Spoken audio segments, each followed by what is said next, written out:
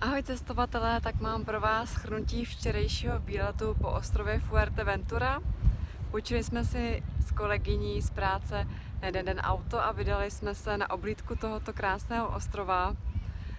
Za jeden den jsme stihli poznat 2/3 a myslím, že kdyby jsme nebyli trošku spálený od sluníčka, že bychom se vydali ještě i na sever.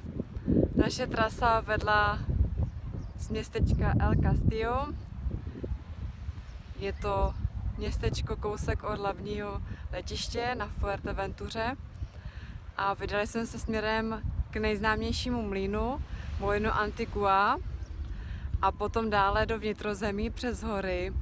Měli jsme krásnou vesnici Betancuria, kde je nádherný výhled z místní vyhlídky na krásné hory, na tu sopečnou krajinu, která je tady kolem. Mile nás to překvapilo, protože jsme čekali, že bude taková jednotvárná ta krajina, ale jsou tam i údolíčka, kde jsou vysázené palmy, krásné vesničky, takže moc příjemná cesta těmi horami.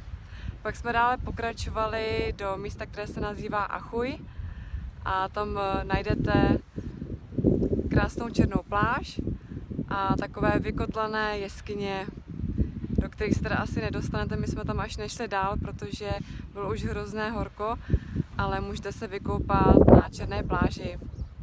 Pak jsme pokračovali dál a objevili jsme další klenot, a to pláže u městečka Chandia.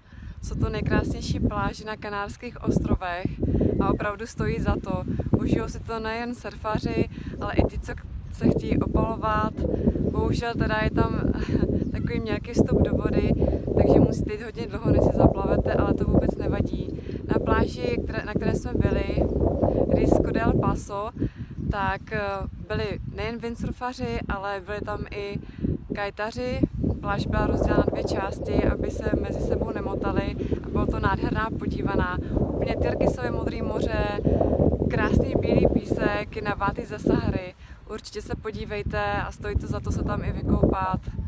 Pak dále jsme pokračovali ještě dál na nejjižnější cípek Fuerteventury, který se nazývá Morro Chable. Jeli jsme až do nejvíc přístupného místa, do místního přístavu. Dostali jsme tip, že bychom tam mohli vidět rejnoky, bohužel se nám to nepodařilo, akorát jsme tam viděli velký kraby, ale i tak to stálo za to. A pak přímo cestou jsme se vraceli zase do našeho městečka. Kdybyste chtěli další tipy ode mě, klidně mi napište na můj e-mail luci@jaletim.cz. Mějte se krásně a budu se těšit zase na další video z dalších cest. Ahoj!